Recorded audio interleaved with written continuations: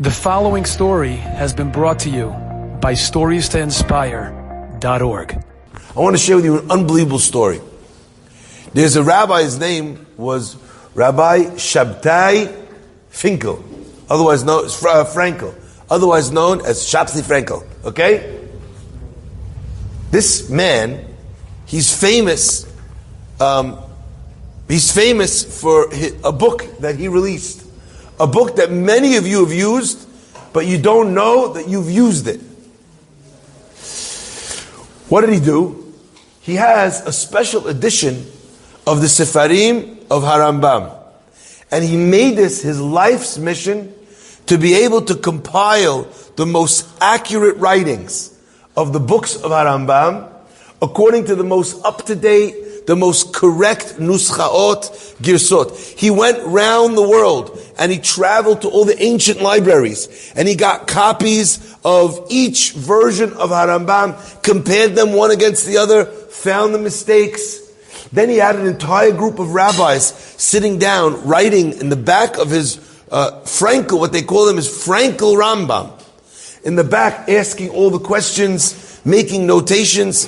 It is literally the work of a lifetime, a work that has been used by every single yeshiva, every single rabbi, every single layman that studies Harambam. That's the book that we use. Go upstairs in our Bet Midrash, you'll see it. It's brown. You'll see it. When you see that book, you'll recognize that that's the one that you see around the whole world. When he was putting out the books, so it was very difficult to obtain these ancient manuscripts. Why? Because countries that have these manuscripts, they don't let them go. And it's a matter of pride, as an example, to Egypt, that they have that manuscript. They'll never let anyone take it.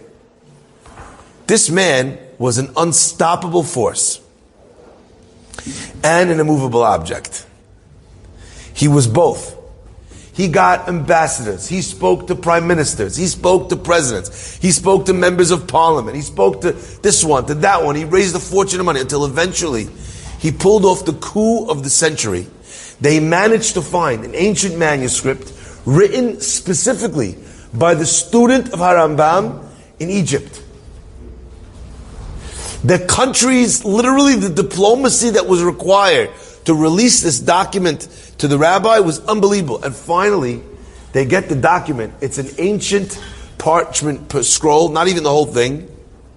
It's falling apart, but you can see, you can make out, and it could be used.